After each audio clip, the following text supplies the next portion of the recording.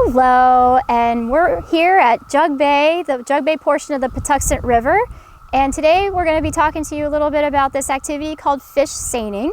But first too, we're here at Jackson's Landing, which is part of Patuxent River Park. You can fish here, you can launch your kayaks, canoes here. We also have them for rent, and you can launch your boat here as well. That's what we're going to be seining in today, is our boat launch that you see behind us. So what is fish seining? It's an activity of scientific data collection where you use a giant net like this, and you have one person on each side, and you drag it out, well, up over the water first, out into the landing here, and then you drag it back in hopes of catching fish. So why are we catching these fish? We're catching these fish so that we can see the different kinds of fish and species that inhabit the water during different times of year. It can tell us a lot about the health of the river and what is going on in it. So get ready, we're going to demonstrate for you.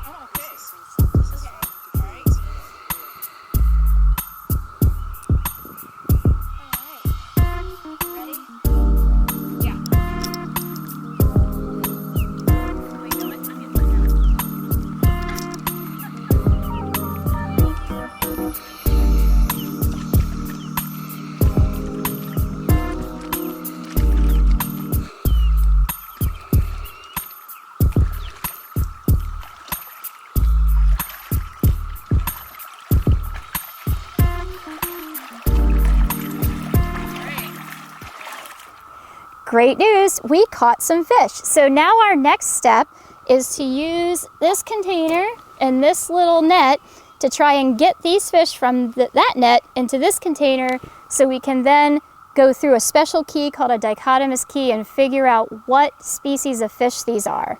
Let me see if I can catch them here. Oh, I got one. All right. We might have to lift up the net a little bit so I can get them. There we go.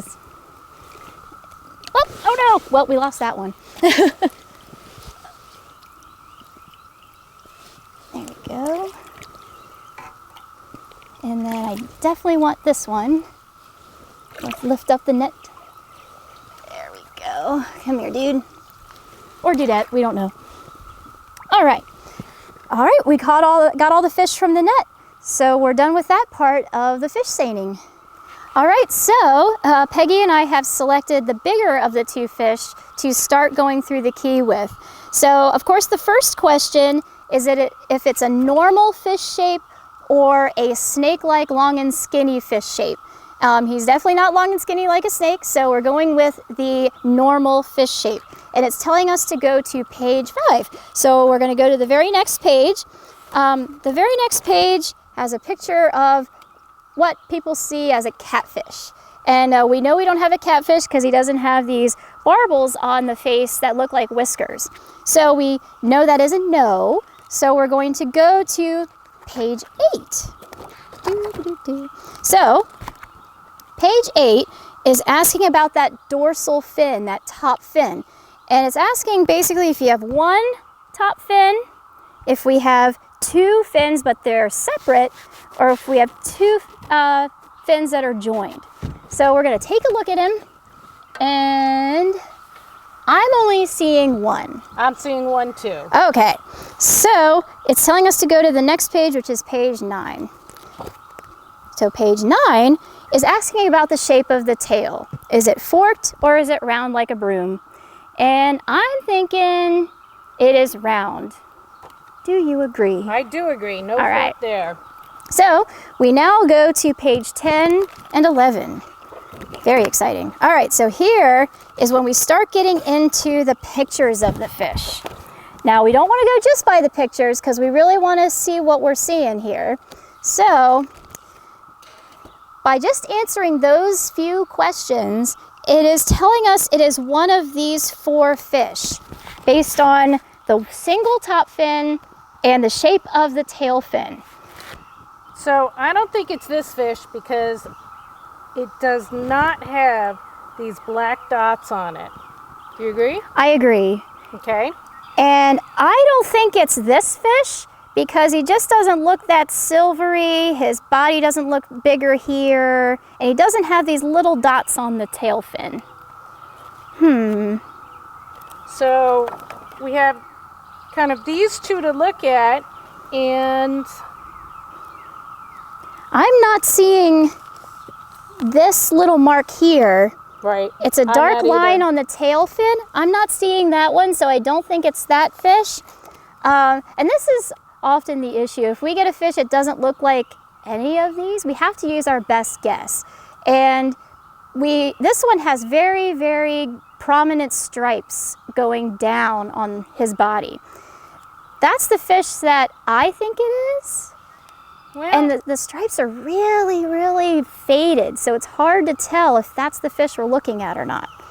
it does have some stripes, so I think I'll have to agree with you, but it doesn't have the really dark stripes, and sometimes that can throw us off a little bit.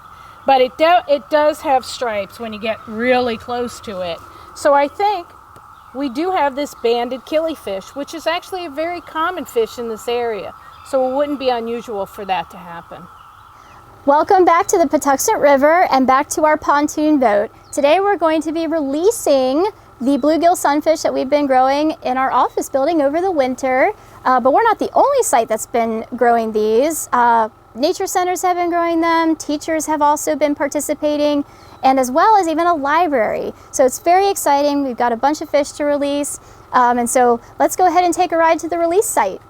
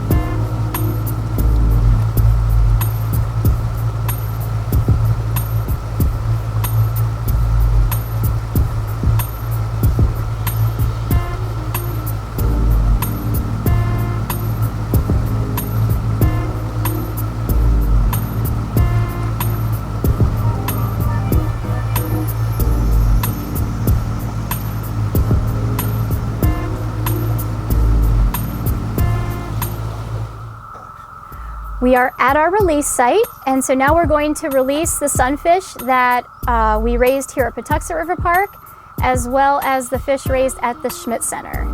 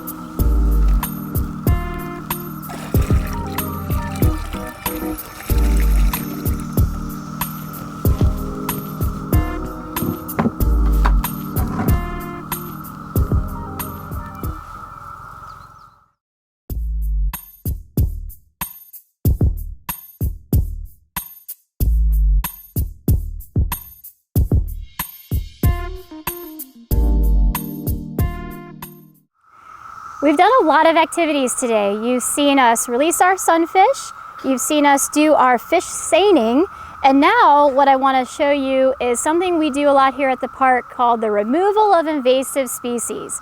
So the invasive species are a danger to our native species because they often come in from somewhere farther away, whether it's another part of the country or another country entirely, and they tend to come into a space where the resources are good, but they don't have any natural predators usually, so they tend to take over a space or an area and consume those resources that were reserved for our native species. And that's important for us to try to remove those invasive species so our native ones can use those resources and survive. So here you notice two different kinds that are quite prominent. This type here, which is Japanese stilt grass, and this type here, which is mugwort. Both are invasive species from an Asian country of origin. Most likely they come here through human assistance. So either for travel, or maybe on a boat or a plane or someone's luggage, or someone maybe brought it over thinking it would be a good addition to our area, but it's not. So how we remove invasive species like this are several ways. One, you can use chemical, but today we're going to use mechanical, our hands. So you just reach in, you want to make sure you get down to the root, and you yank it out, because if you don't get the root, the plant's just going to grow right back. So we would normally put this in a black trash bag and leave it sealed tightly so that it kills the plant inside the bag. You don't want to just throw it out because it's going to grow back. So that's how we pull our mugwort and remove it from this environment so that the native species can survive.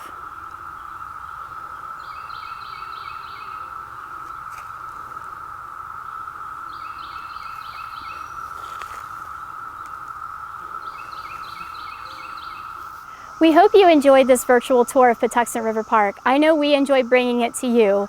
I hope we will see you soon at the park, but in the meantime, please enjoy this beautiful view of the Jug Bay portion of the Patuxent River.